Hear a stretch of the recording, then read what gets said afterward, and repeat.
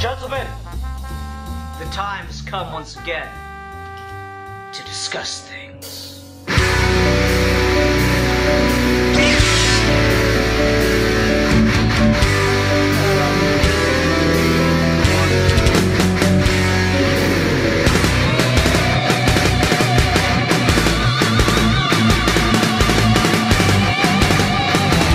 Okay, good. Alright, so let's just start over then.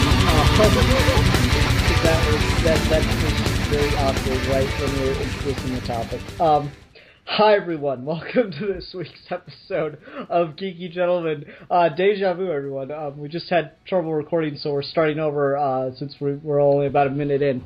Anyway, I am Sid Part 2. Joining me today is Milan Jeptic 1992 and Steve Baxi as per usual. And here's a special guest, is a special individual that's very unique from most of our other guests, in that she possesses a vagina. Indeed. Photo girl, aka Haley, aka my girlfriend. I'm glad I have a vagina. Thank you. Yeah, I've checked. Oh, you's got a girlfriend. Ian's got a girlfriend. Ian's got and we live together in sin. I know. God bless you for that. You know, more people should do that. Anyway, so the reason Haley's here this week is because she has a degree in photography, and Steve will soon reveal the topic to us, even though it's something alluding to it is down in the description or the title of the video there. But Steve's going to explain the topic, and Haley's got a degree in photography. She majored in it in school. You just said that. Yeah, she majored in it in school, and so I thought she'd have a really great perspective on what it is we're going to be talking about tonight. So, Steve, bearing that in mind, what are we going to be talking about tonight? Okay, so we're going to be talking about whether or not photography killed art. And essentially what I mean by that is, after the invention of photography, the imitation theory of art is dead. There's no way of disputing that. But at the same time, there's a great amount of debate in the art community as to whether or not art has a purpose after photography, and if it does, what is it? And is photography really art? And if so, what is art post or pre-photography? So essentially we'll just be wrestling with that question of what does photography bring into the mix of art? Neat. Neat. Yep. Yeah, and I mean, this is a great group to have on, because we got two, well, like, Steve's probably our most traditional artist, because he does most of his stuff by hand. Milan seems that anything he touches turns to gold as far as artistic endeavors go, but uses a lot of digital medium. I use all 3D medium and video editing for my artistic endeavors, not counting custom action figures, I suppose. And Haley's a photographer, so that's a really wide dispersal of people here as far as the artistic community goes getting represented. All right, so where do we begin on this, guys? Maybe we should potentially answer the question, or maybe wrestle with the question of, does photography count as art? Well, with photography, I guess the thing you can say is that, I don't know, people say that the selfie generation has really kind of killed the idea of, photography, but I disagree. Because, like, sure, you got the whole, oh my god, I gotta get the perfect angle, like, no selfie, no filter selfie, #.com, AU, Hulu, whatever. But essentially, I mean, like, I guess the idea that people taking photographs of literally every fucking thing and hashtagging that shit, and adding on, like, artsy-fartsy filters on them would kind of kill the idea of art as a thing. But I'm an artist who doesn't like to keep art for the snooty. I mean, art, I think, should belong to the people, as long as, and sure, it might be easy made, self-indulgent, narcissistic, worship of oneself's image, but I guess I just like looking at humans, and if selfie photographs and whatever and filters bring out that aspect of everyday people, like I'm gonna try to at least strive for some kind of art from aesthetic virtue. Then I guess photographs can really give the average person that ability to make something at least having the pretension of beauty, in a way. Okay. How about you, Steve? Photography is interesting because up until that point, everything we get with art is essentially trying your best to capture reality, and it either comes out as abstract or it comes out as straightforward. And in either way, you're capturing different essences of what's real. And then you get I disagree with that, but we'll get into that. Okay, we'll get into that. But that's surely been at least a major component of art for a while, or at least a crucial part of its history. And so when we get the photograph, it's literally tracing reality. And in that sense, it feels like it's hard to call it art since it's essentially just finishing off what art intended to do. But what's interesting about it is that it slides between being a literal trace of reality and being something that's interpretive, because cameras give you an automatic zoom. Pictures are automatically edited to that degree no matter what. And so whatever you take a picture of, it's from a very particular perspective, it's from a very particular time and place, and so it's hard to get away from the interpretive quality of it, even if it is just a literal capturing of what you see. So you got a picture that's got a timestamp of, say, like 1138 in South Carolina. That's the literal aspect, but then there's still other things that go into it depending on where the camera's placed and what time of day it is and what the area looks like and so on. And so it's interesting because photography can be both completely objective and completely subjective at the same time. I suppose so, but the thing with sorry. Let's go round robin before we get into major arguments here. So I said I would disagree with Steve, and I will, and we're going to get into that. But for me, the thing is, Steve loves that. Like, just disagree more. Yeah, with Steve just says shit just to make me angry at him. Yeah, Steve is like, yeah. For me, I do completely see photography as art, but I see it as unique among the arts in that it is also used very widely for other things that are, not art. Journalism is a noble endeavor, but I would never call it art. No, I mean, I really wouldn't, because what you're trying to do is just represent something, and pictures and video photography changed the world's mind about things like the Vietnam War. So that is very up to what Steve was saying.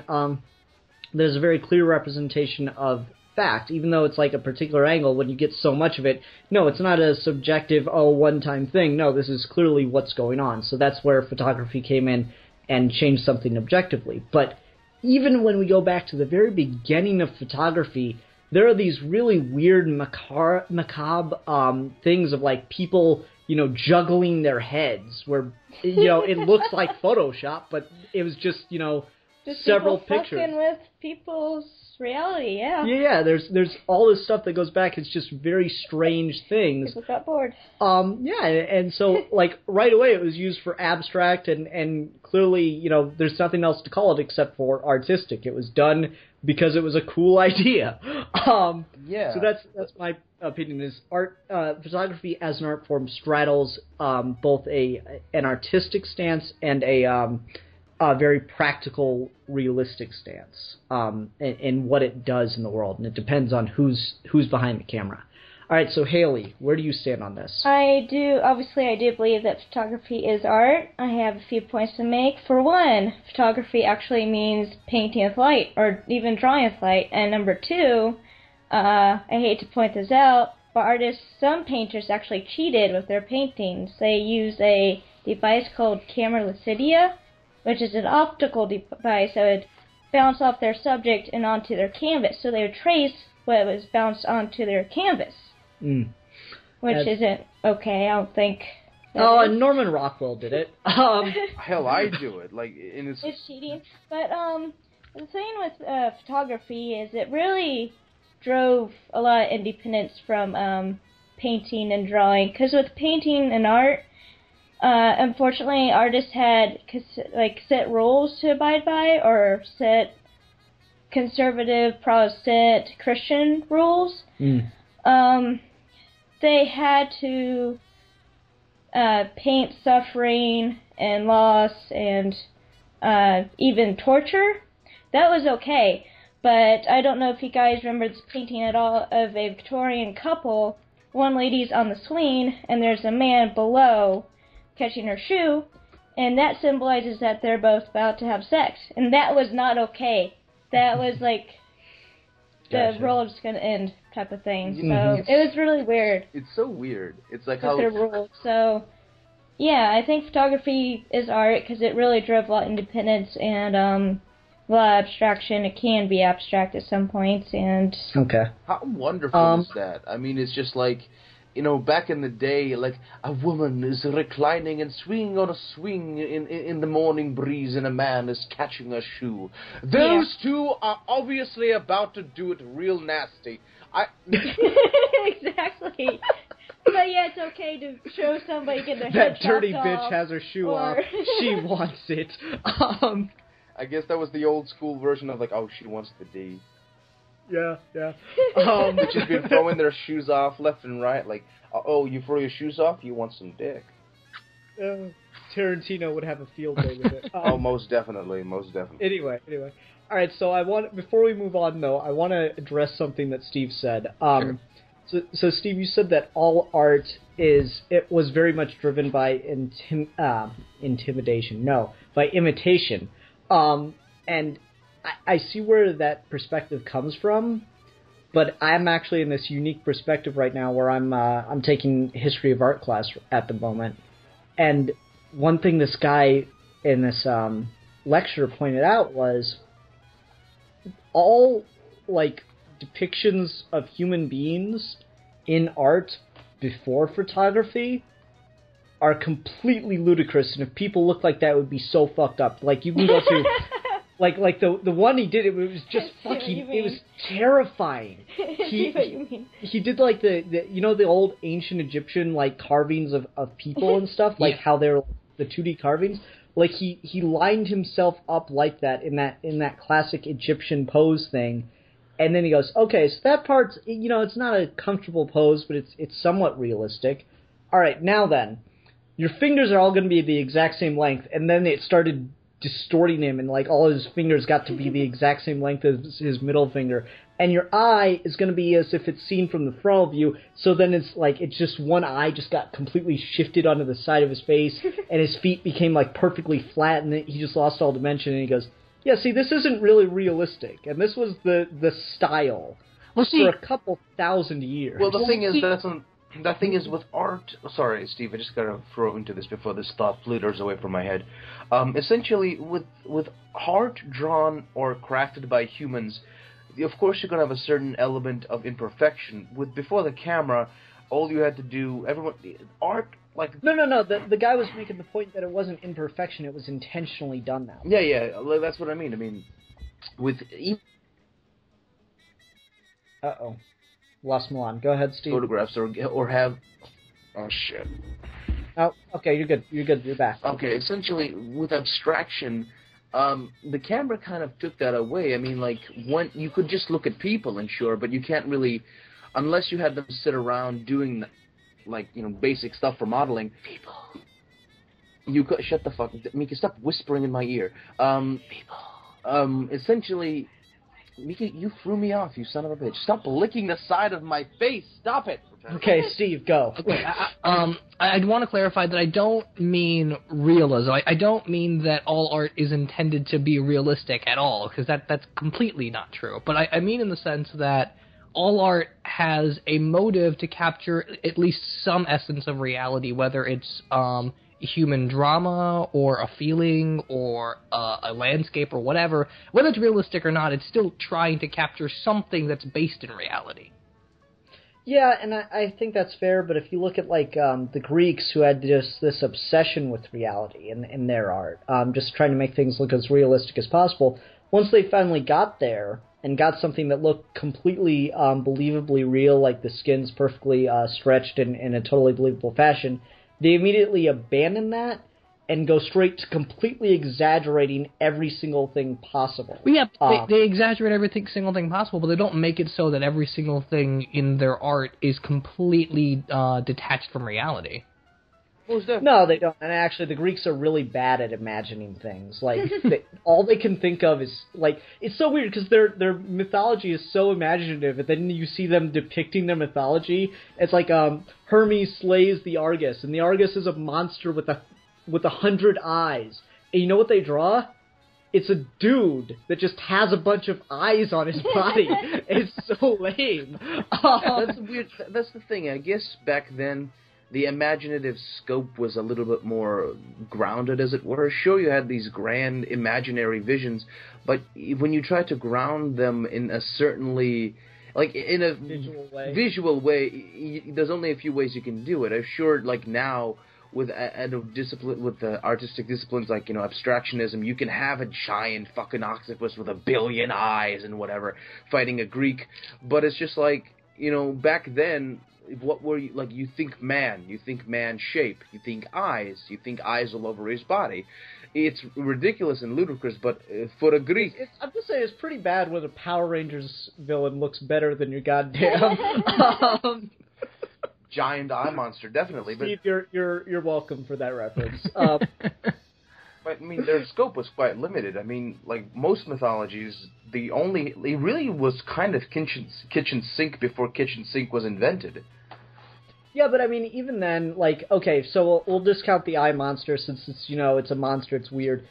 Like, there's this one painting of the birth of Dionysus, and for those that don't know the story of Dionysus, Zeus gets a woman pregnant, big surprise, and she's immortal, and she, like, her friends don't believe that it was really Zeus. They call her an idiot and that some random dude just seduced her. And it's like, no, you have to prove to me that you're Zeus. I need to see you in your true form. And he's like, no, I can't show you that, otherwise you'll die. Just like, no, I won't. Just show me. And so Zeus reveals himself in his true form. She burns alive, but since she was pregnant with the the seed of a god, the fetus of Dionysus survives.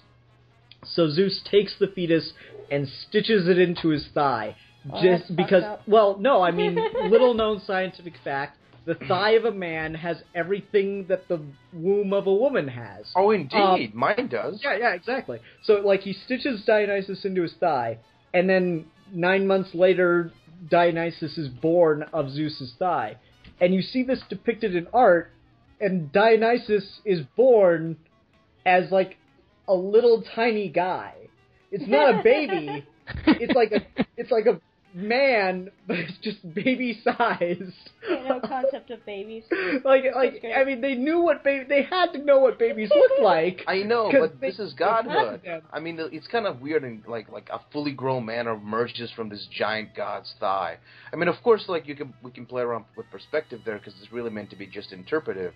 But the thing with that is just like the Greeks were so obsessed with male thighs. It was just like, you know, just goddamn, like just the flexing of men's thighs must have been like the best thing ever. That's why they wear togas. It's just like, hey, bitch, check this out. Dude, they did all their sports naked. Oh fuck yeah! I think that should totally come back. Goddamn. That would make Milan a fan of football. Most definitely. Like, it's just big men just running into each other. That's why I like MMA so much. But in MMA, they punch each other. Yeah. Anyway. But yeah, so like just the whole thing about art imitating reality throughout history. I'm like, yeah, sure, it's imitating it, but it's exaggerating it so much so in so many different degrees that I don't think that it's really trying to that the goal is to perfectly represent reality at all. I think that the Greeks got about as close as anyone ever did to perfectly representing a human form or whatever. And then decided, well, that's fucking boring, and then just moved on and basically started making fucking superheroes. Essentially, yeah. But superheroes that, like, rape was so, like, blasé back in the day. It's just like, God, right? Yeah, I know. It's like, goddamn, Zeus, keep it in your fucking pants, Jesus Christ. Read some of those old myths, and it's like the proper, not the kiddie versions, but just like the proper ones. And it's just like, Apollo raped a bitch and set her on fire. Okay. My favorite story with Apollo is some lady, I can't remember her name off the top of my head, that had like 12 kids, is talking shit about Apollo and Demeter's mom. She goes, I'm a better mother than her because she only had 2 kids and I had 12. And so Apollo and Demeter show up and murder all of her kids. And I guess they're just like, who has kids now, bitch? Essentially, yeah, like, with the complexity of Greek thought, how do they explain that away? It's just like sometimes like, oh, what is man? Man is a thing with a club that clubs your kids in the head if you talk shit about them, apparently. But essentially, yeah. So, like, that is a very important tangent to go off on. Just, I don't think that art is intending to imitate reality. It's just trying to ground itself somewhere. Because, I mean, you can't start with pure abstraction. Well, the thing is, art is just people grabbing the weird-ass gray matter in their brains and trying to mold matter around their own imaginations. You know, it's just like, I have this thing in my head, I want to give it life in the physical realm. Okay, Steve, I want to hear your response to that, because every time someone tries to define art, you always shut them down. Well, I feel like that's not really defining art as much as it's just describing coming into being. I suppose so, but... Because, I mean, by that definition, art can be me moving around my paperclip, so it looks like a U instead of some kind of weird circular O. Well, I mean, wouldn't that be art though? If you're trying to model Milan's face out of paperclips, not gonna say it's like great art, but it's not. You know. It's not really art. But again, I guess that just gets into the difficulty of what art is, right? Because you can. That type of art is called installation, by the way. I know, but like in that way of thinking, then isn't so like. Yes, it's art. Yeah, of course. But can an AI, like an artificial intelligence, create art? Sure. Like, is elephants painting art? Is it just them? Like, elephants can't paint, and so can gorillas. But like, is it technically art for them when they do it? Because they're animals. I think the best way I've ever thought to explain art, and there's always an exception. But I think the best definition I've ever found to work with is art is something done for itself. Art is an exercise in futility. You do it for its own sake before anything else. Because honestly, if you're doing it for money, I feel like that's way too broad, though. Well, like, hold on. Because if you're doing it for money, well, then there are easier ways to make money. Go work on an oil platform. If you're doing it to impress people, there are easier ways to impress people. I guess so, but that's the thing most artists run into. Once, like, they can do their shit and they do it right and it comes from the heart, people like that, they can get trapped in that. Like, you can only stick to that particular thing or that particular style because that's the style that gets food on the table. And then, but even if you do kind of put all your heart and soul behind that one particular style, does getting paid for it invalidate a piece of art? No, I'm just saying, like, you do it for its own sake first. But not necessarily. But that's the thing, with the whole selfie culture and all these artsy-fartsy shots of trees and whatever, and people's faces, I mean, just because a lot of people can see this... It doesn't all have to be good. Exactly, I know, exactly, but that's the thing. If it all doesn't have to be good, if it all doesn't have to... But the way you're defining it, though, if it all doesn't have to be good, then literally everything is art. It's not that everything can be art, it's that everything is art, and that's really problematic.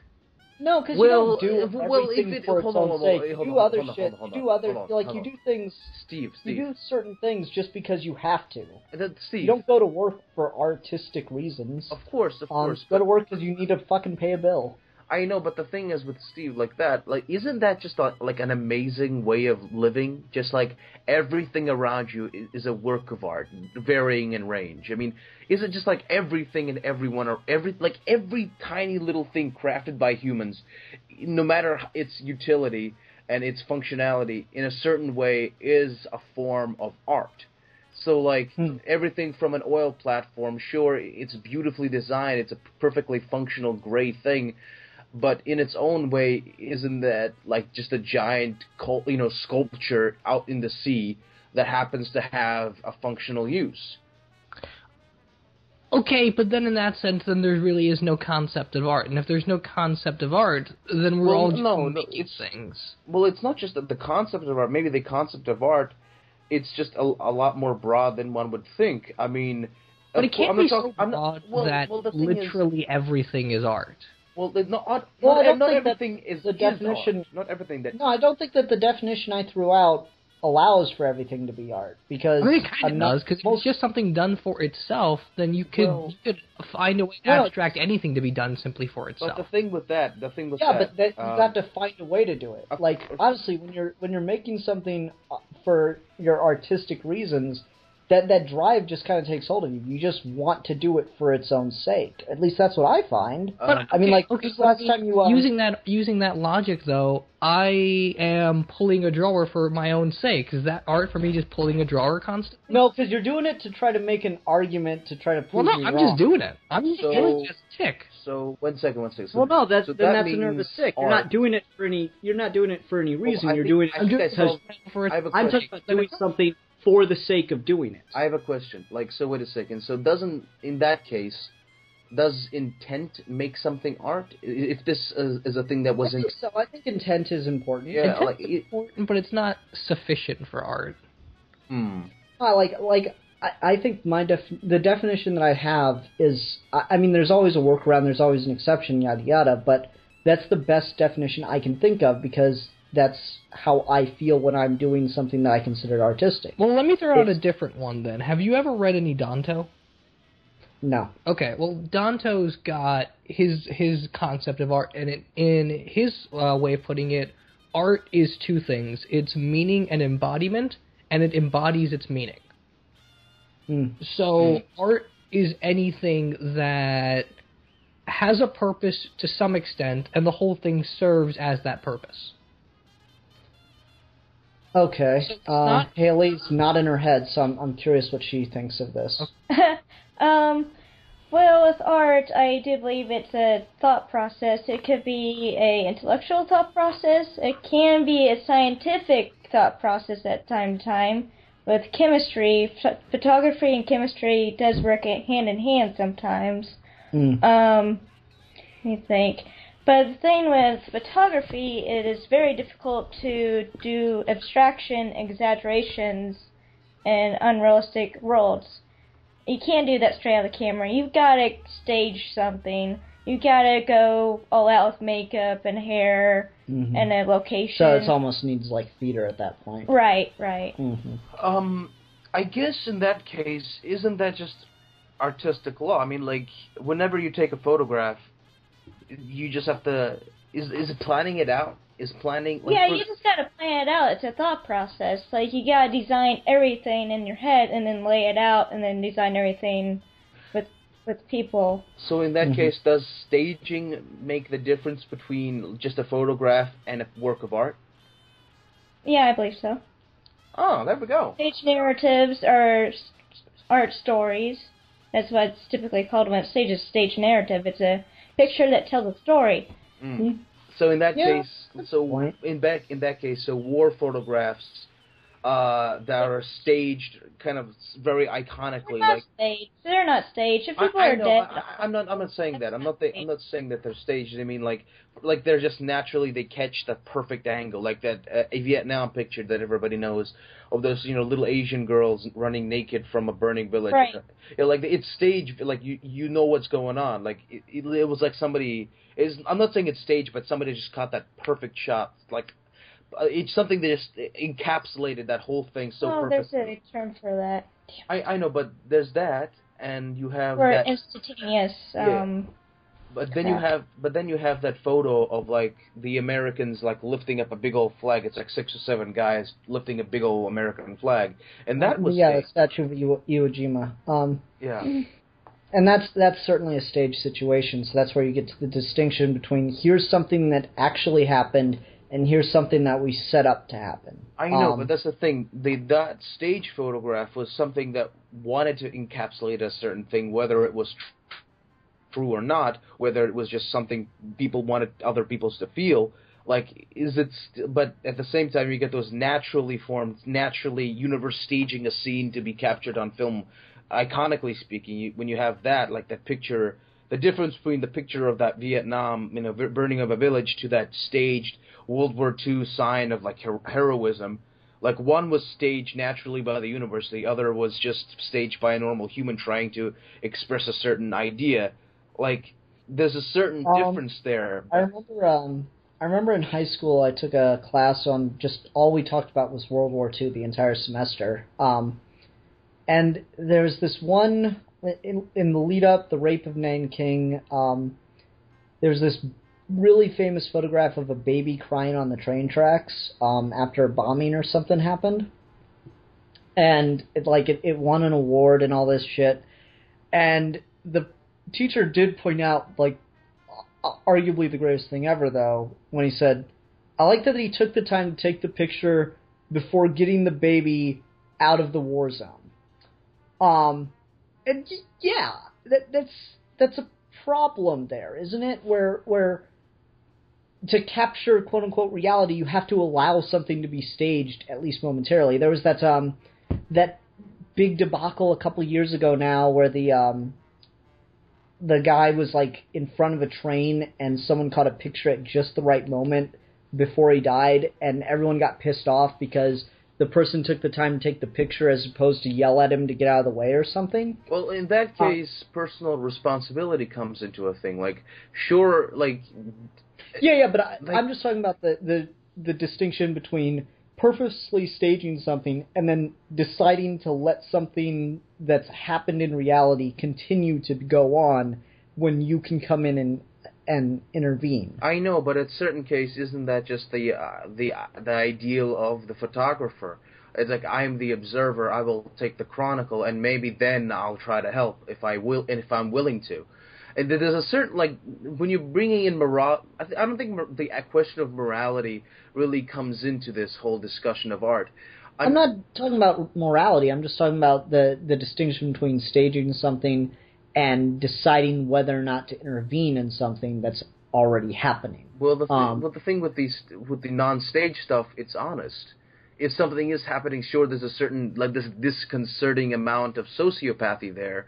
Like, there's a disconnection, of course, but that's the whole thing. That's what you're trying to achieve. You're the disconnected person trying to take a picture of something that's really actually happening. And and if you're staging something, then that's just like, you have to plan it out. Like, if the dude just took a baby and put it on the tracks trying to express a certain thing, that would be wrong. That's not true. But, sure, there was a baby on the track, and it was crying, and it encapsulated this whole entire situation so very well in a certain way. And it's just like, yeah, like, I would have helped the baby, sure, but, Would you have taken the picture first? I don't know. Like, I don't know. Like, that's the moral question. Like, it's just like, I don't know. Okay. Steve, you've been quiet. Throw in. I kind of resist throwing it on this particular, because it feels like it could so easily just jumped over to being a morality play as opposed to being an aesthetic thing. No, I'm just talking about your feelings on the nature of staging in photography. Whether or not that qualifies it as an art form in and of itself, or what? I mean, staging's inevitable, though, right? Like, whether it's photography or it's filmmaking or whatever, there is a certain respect of it where you have to control the environment, you have to control the perspective to a degree anyway, and staging is just an exaggerated way of doing that, as opposed to controlling where the camera is. You control where the surrounding stuff and the camera is. I don't think staging something necessarily invalidates it as art. Though there can be some questions when it comes to how reliable, how important a picture is when it's staged. Like, there's that really famous picture of the sailor coming home from World War II kissing a girl, and that's a really great symbol for the end of the war and the start of the 50s, but it was staged. So, well, was it staged? Was it just like somebody, hey, kiss that gal? That looks like a good shot. It was staged. It was planned out that way, and there's a couple of different cuts of the way it was supposed to be printed. But anyway, it's staged, but it doesn't affect what it means. It's still that Danto embodied meaning, so it doesn't really hurt the intent. Mm-hmm. Okay. So the staging does play into a big way in photography's artistic integrity as a medium. Would you say? I'm not sure if it plays into its integrity, because we're not talking about photojournalism. We're talking about art. No, I'm just talking about the whether or not it is art at that point. If you're...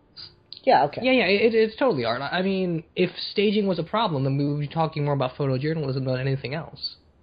No, I'm trying to create that distinction where, because like I was saying earlier, it's one of those weird art forms. Like, you can't with one or two rare exceptions, there are no paintings of events as they happened. Yeah. Yeah. Like, Parliament burning is one of the very rare exceptions there. But funny.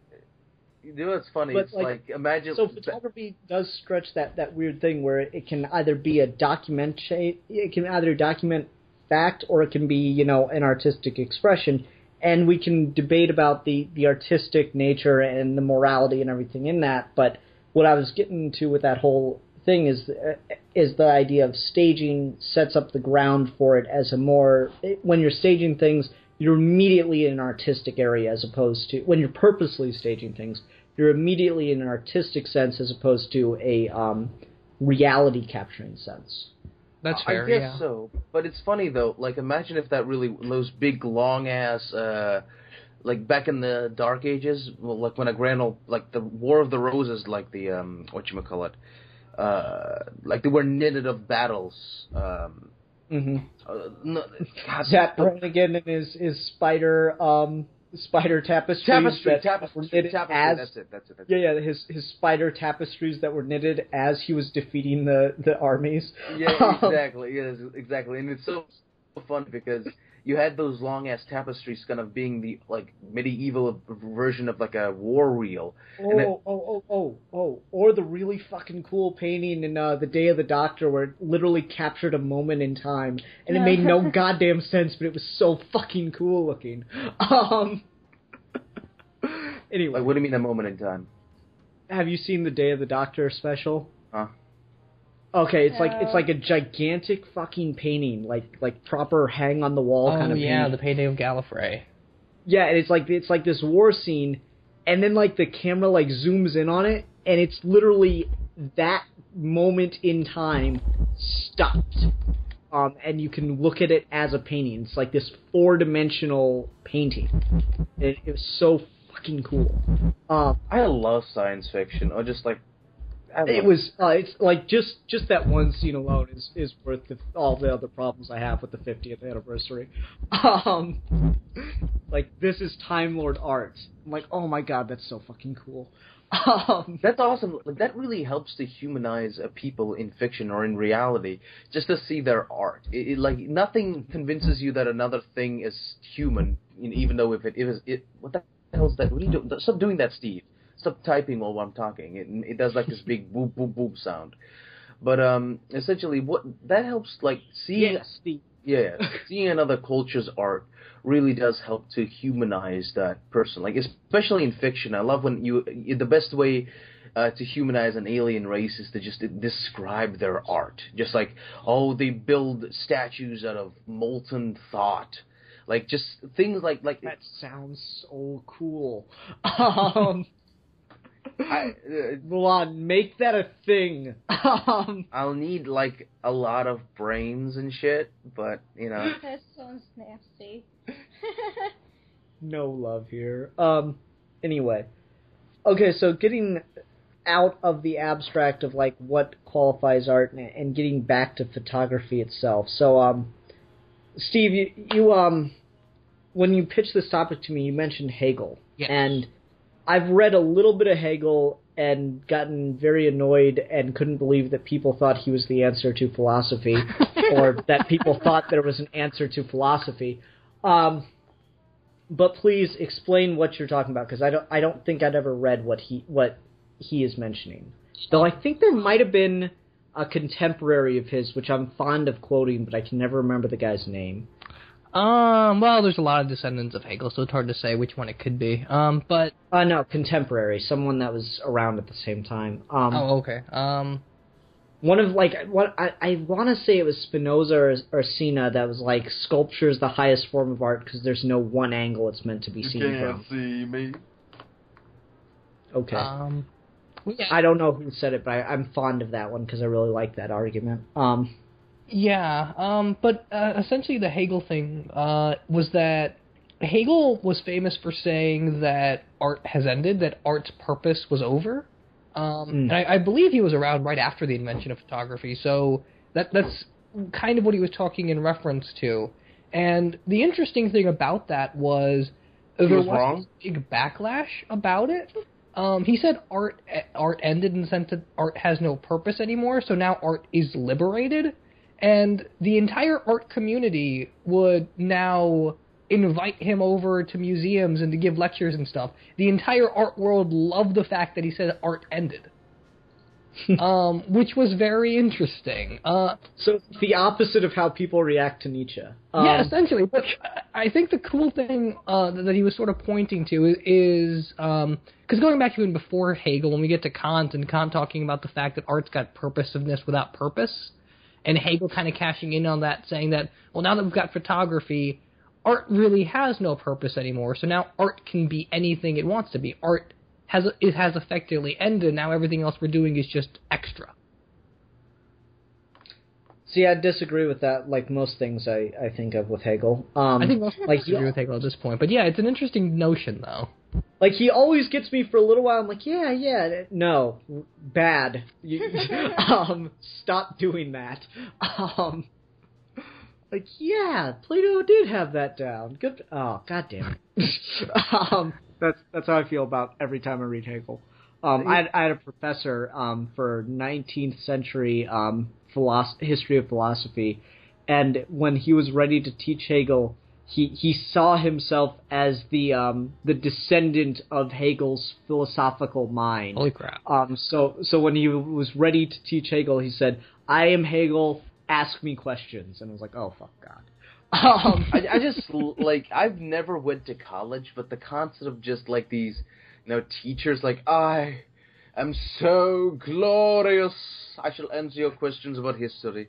I mean, it's just this, like, you're a teacher, and you embrace this aspect of narcissistic theatricalism. Well, no, like, he considered himself a Hegelian in the 21st century. Ah, right, Hegelian. So he was joking, but like he was like, just pretend that I'm Hegel and ask me anything, because like he was like the motherfucker that read all of Hegel. So essentially, he was a Hegel fan. And I feel very sorry for him. Yeah, you kind of should. Hegel is... You don't know who Hegel is, Milan. No, Stop trying to sound smart. I know. I just, like... It's so awesome. You just bring up Hegel and just say that you disagree with him, and people will think you're smart. Like, you guys... Yeah, pretty much. Yeah. And no one will argue with you either. Exactly. Like, you guys... No, but anyway, guys actually understand this shit. Anyway. Okay. Back to what Steve was saying now. So yeah, like, Hegel almost had me there for a minute, at least as far as Steve was explaining it goes. Like, yeah, okay, so now art can be anything, and I do think art can be anything. I don't think we needed photography to tell us that. If you're willing to put the time into thinking about it, I think art is intention, skill, and perception of others. That's all that makes art, and that's why we got that weird postmodernist phase, and I said this a couple weeks ago for the 200th episode.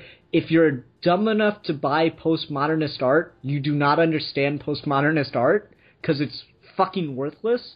Buying a red speck of paint on a canvas is the dumbest fucking thing you can do, and you should just give that money to me.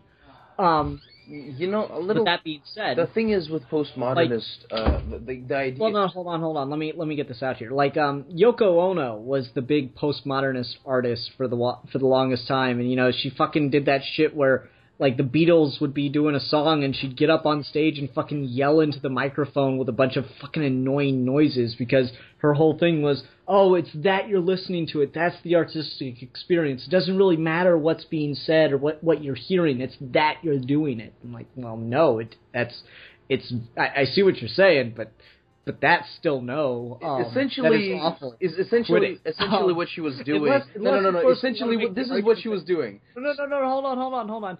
I got to make this joke, and then you can make your point. Unless we want to make the argument that Yoko Ono invented metal.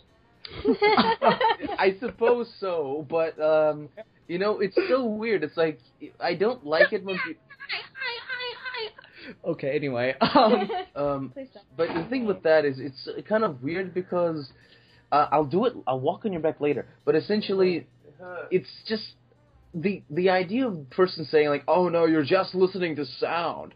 No, I'm listening to people harmonizing with each other and using that sound to make something beautiful and aesthetically pleasing. What you're doing is essentially pissing on the Mona Lisa.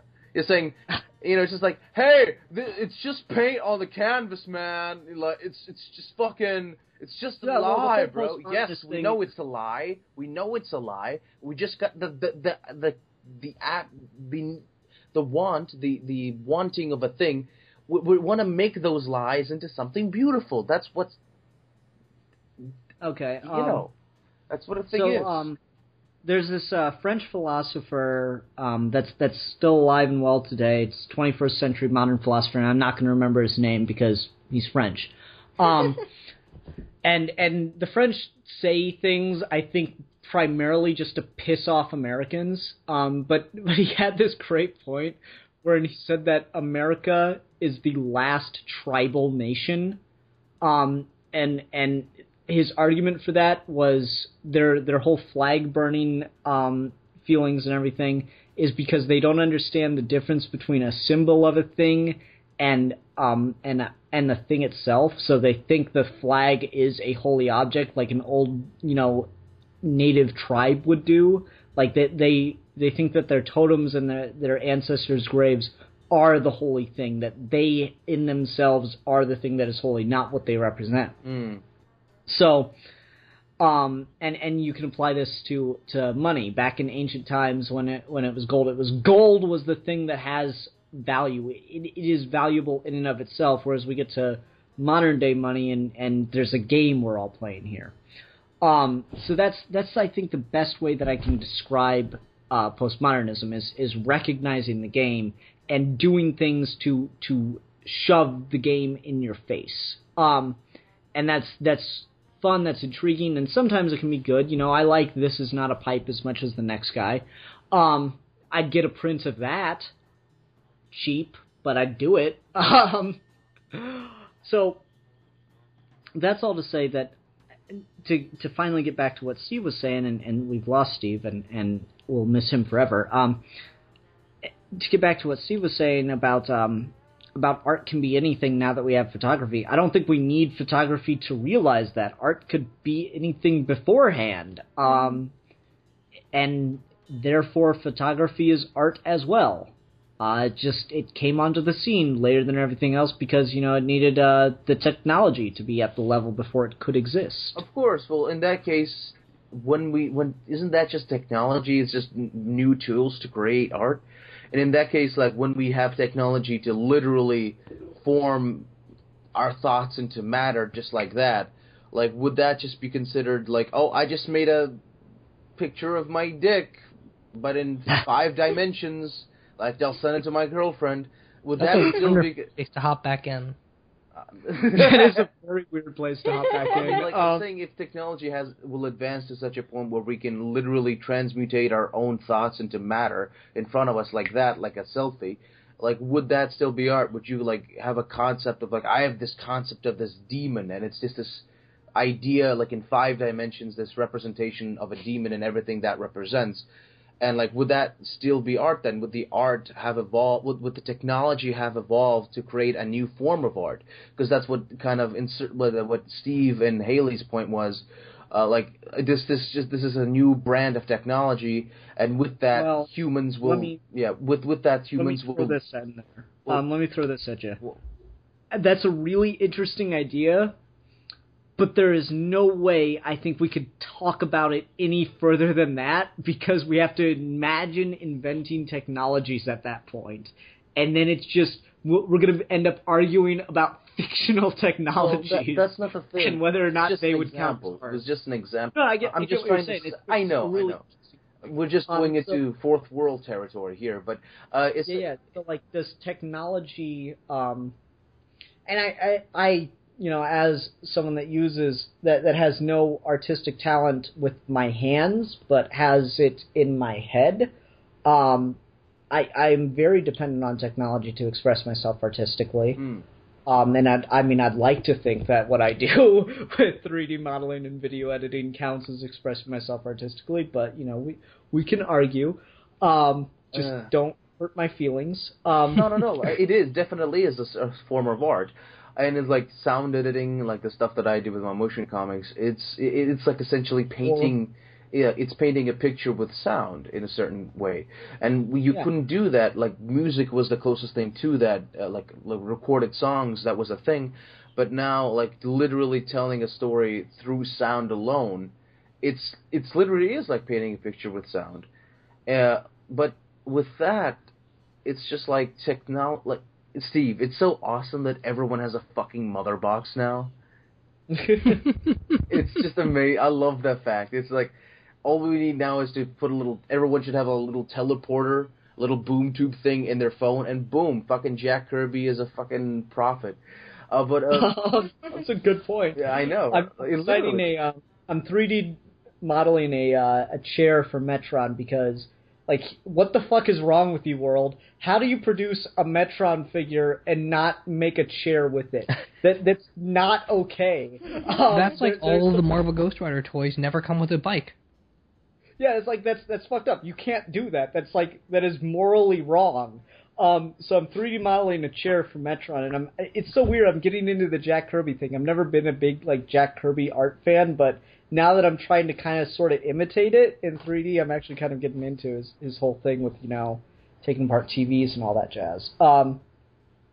Anyway, so the idea of technology in art, and I've heard this thrown out before, and I completely disagree with it, and I think it's classic artists just not understanding that technology can innovate art as opposed to, keeping it and doing the same things over and over again.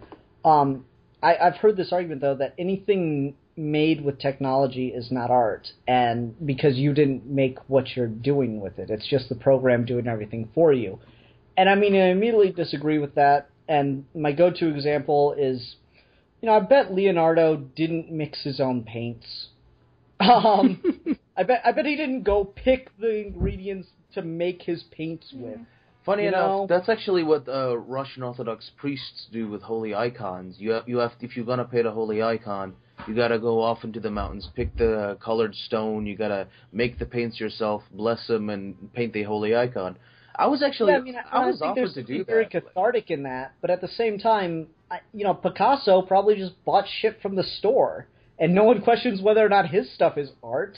That's the thing. Really limited definition of technology in that respect. And, then, in that case, are we just saying that using tools to make art suddenly makes that art invalid? Well, no, it's just like I've heard this argument, like, if you're using a program to make art, you're not the one making art, it's the program. Like, well, no, because you cannot possibly convince me that all these motherfuckers stretched their own canvas and went and, quarried their own marble.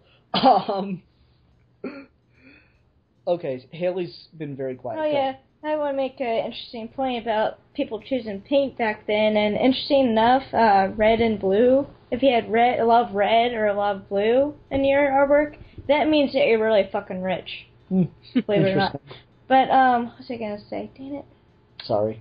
That's my train of thought. It was based off what you just said.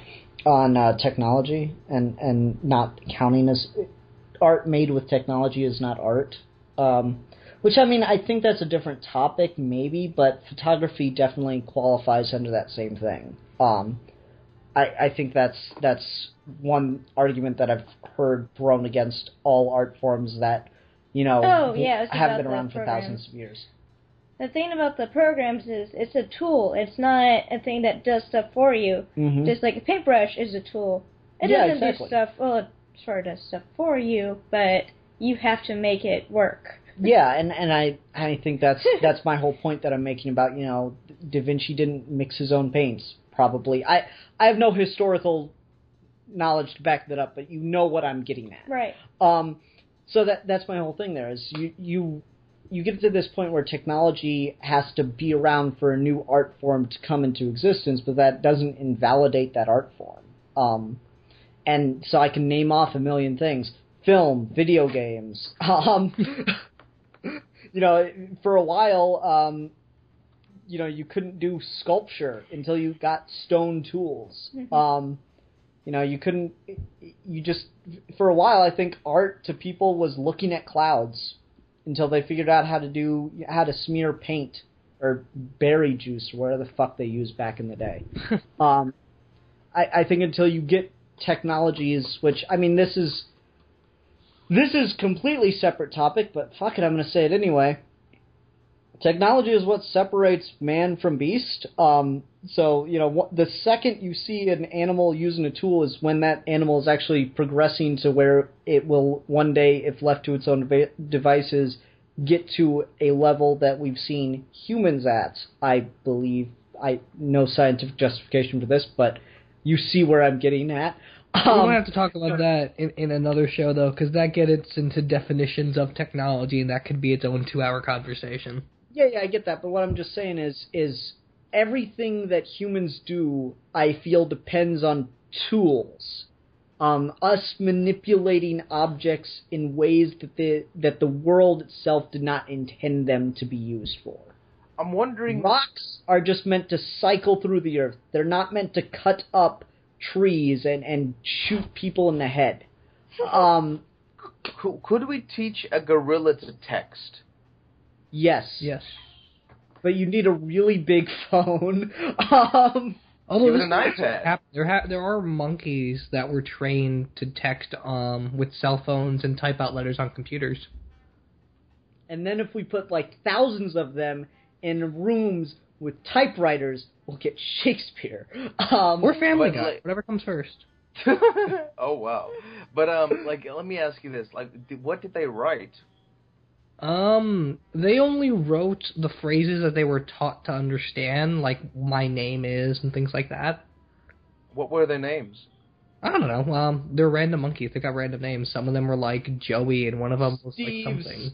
Being bigotry toward monkeys.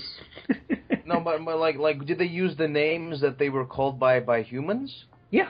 They were taught how to spell those names and write out those very specific sentences, and that's it's so fucking Koba from Planet of the Apes right now. Yeah. It's freaking me out. You see, anyway. I've been injecting this monkey in the cage in my basement with this brain-altering drug, and it built an iPhone, dude.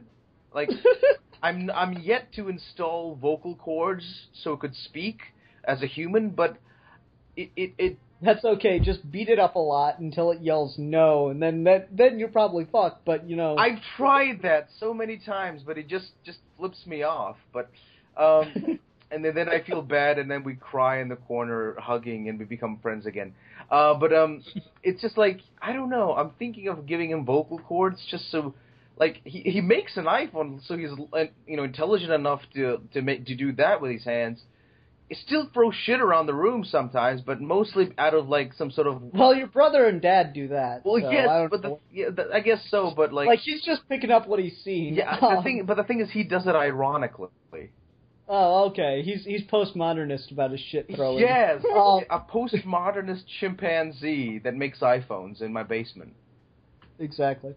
No, but the whole point about technology was just to show that art forms and everything else that people do evolve as technology evolves.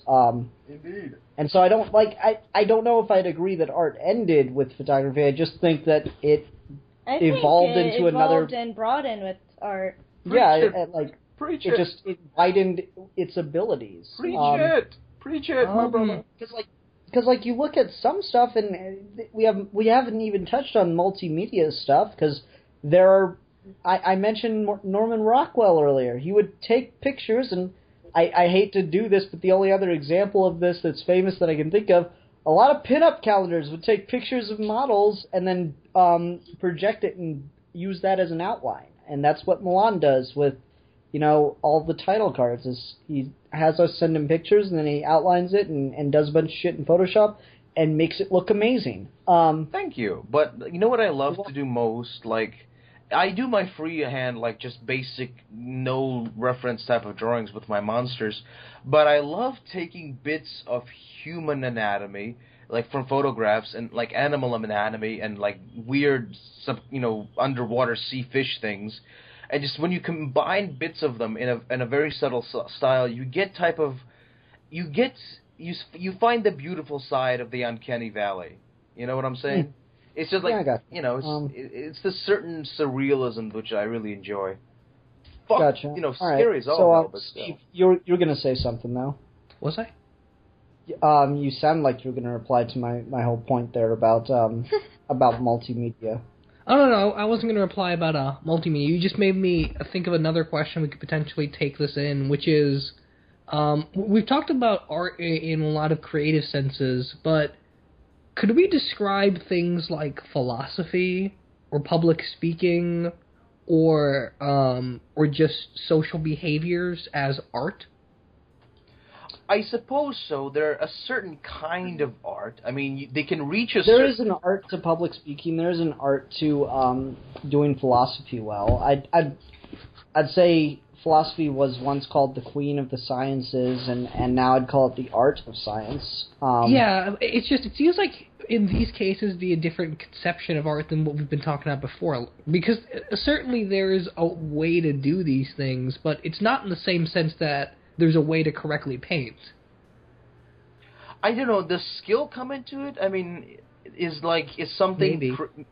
Like if you have a certain level of skill to a thing, do you instantly elevate that particular thing into a form of art?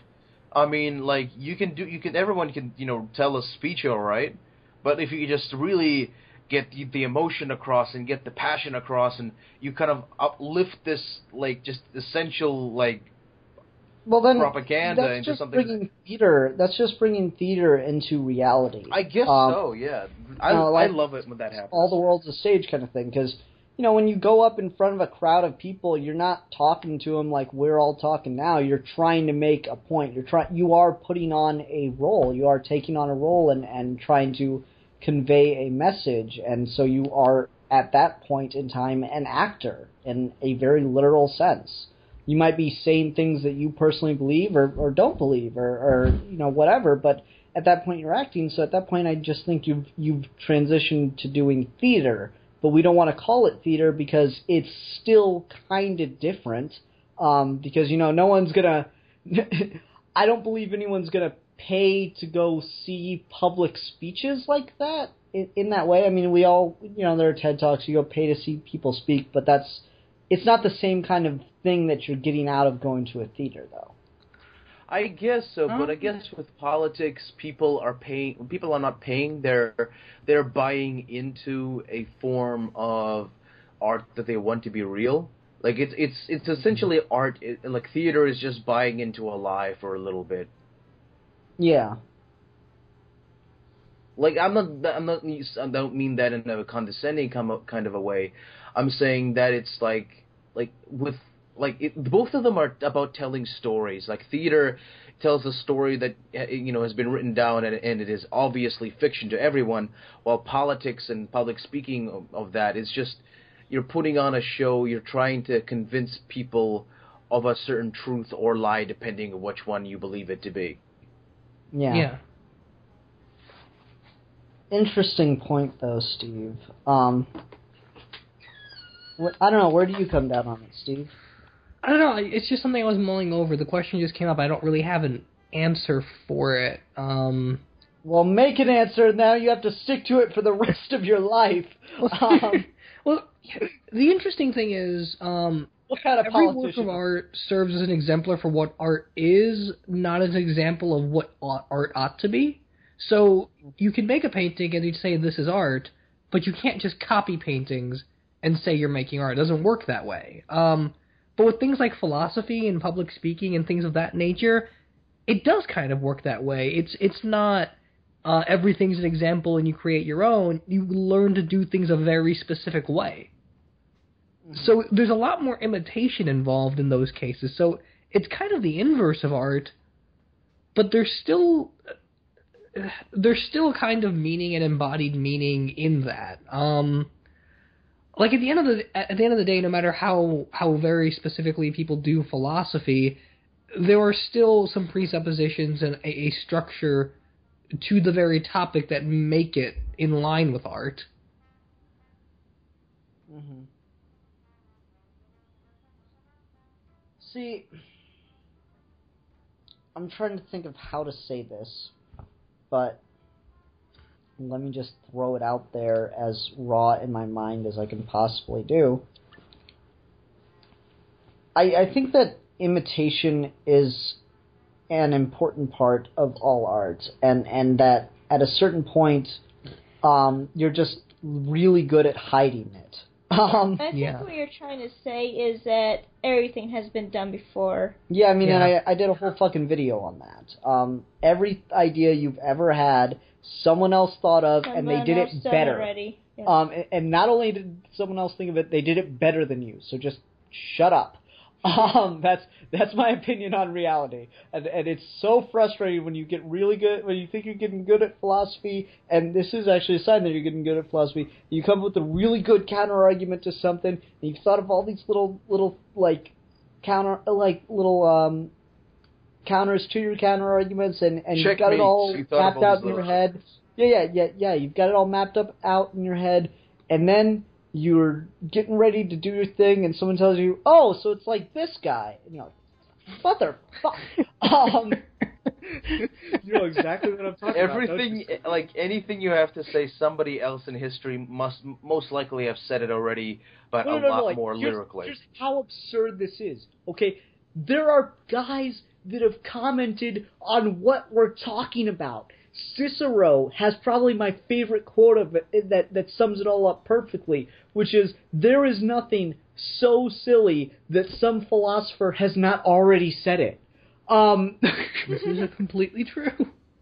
It drives me crazy. Now, the only thing original that I can contribute to this idea is that no one's developed a word for it, so I did, and that word is remixahaptology. So there, take that, world. It's kind of hard, though, when you read more and more into philosophy and realize you actually don't know anything because everyone else knows it. Yeah. Ian, Ian, TM that shit, like that, you know. Yeah, trademark, right? As frustrating as that all gets, it's so annoying because as soon as you come to the realization of that idea, you go, "No, that's not fucking true. That's stupid." If that was true, why didn't the ancient Persians have fucking nuclear power plants? But at the same time, if there's well, no, if you think about it in this way, it's so fucking aggravating. Anyway, but that's Ian, just to answer your question. The reason, who the Mayans you said?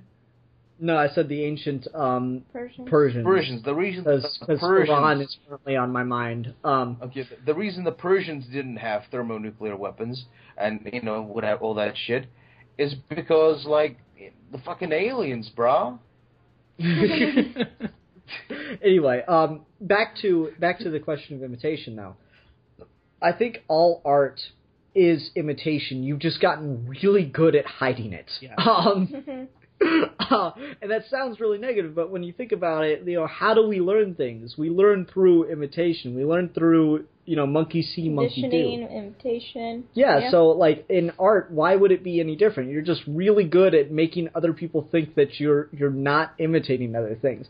And that's why, the Jackson Pollocks and everything are interesting to look at, because there's no imitation there. You're just doing stuff. That's nothing but experimenting and expression for him. Yeah, it's pure passion. It's just you're doing it and you're trying to forget everything else. People say, "Oh, it's just paint splattered."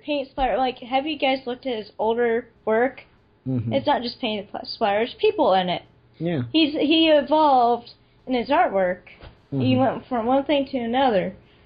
Yeah, and so like that it's just raw passion. It's just trying to forget all the stuff you've learned and just start over. And so that's why people look at Jackson Pollock and go, my kid can do that stuff.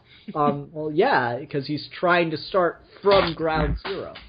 The fuck happened? Steve just fell off a chair or something. I did not. My can just fell off my desk. Art! Got it goes. There you go, yeah. If it spilled, it would have been art. Say, Steve, what the hell, like, what is that power, I've been watching your Q&A video. What is that fucking thing you always drink? What is the power drink? What is that? What, Coke? Oh yeah, that's right, Coca-Cola. That's a thing that I am exists. a simple man when it comes to cheese.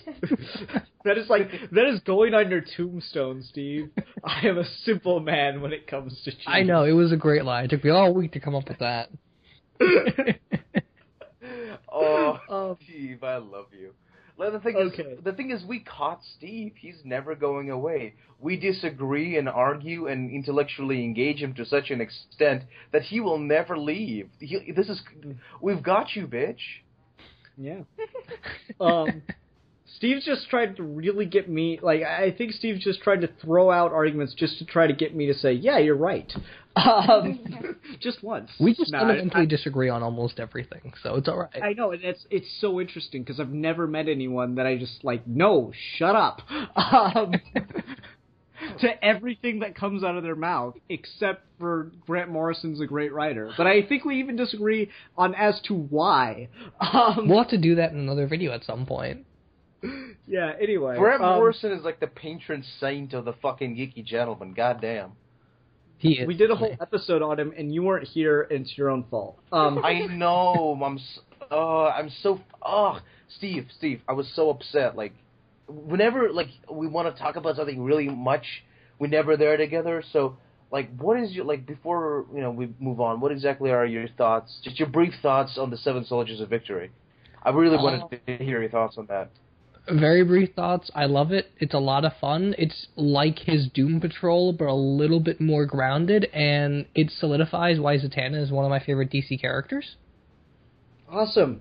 Yay, we all like Zatanna. Something Steve isn't wrong about. No, I love Zatanna. I love Zatanna before Grant Morrison got a hold of her, but she's even cooler there.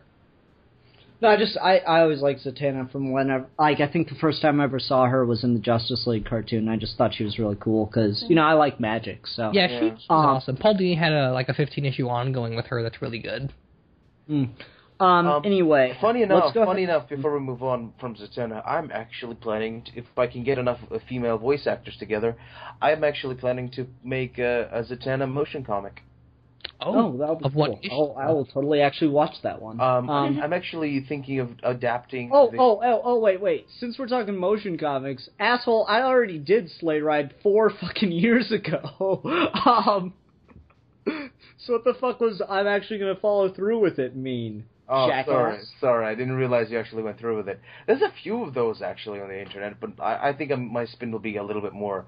of course yours will be better if you got fucking Lord Jazer in. I'm just saying, I fucking did that 4 years ago. All right. But the thing is, the Zatanna story I really want to adapt is actually, I don't know if I'll do it from one issue or two, depending on how dedicated my female actors will be.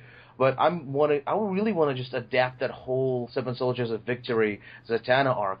Just the reason why I make these motion comics is that I find it it's so much easier to just when you try to explain a comic book or a character to somebody, it's you can give them the book and sure they will read it or they might not. That's depending. But if you just whip out your phone, go on YouTube and just here's a well-made motion comic of the first issue of something or of a certain character's origin.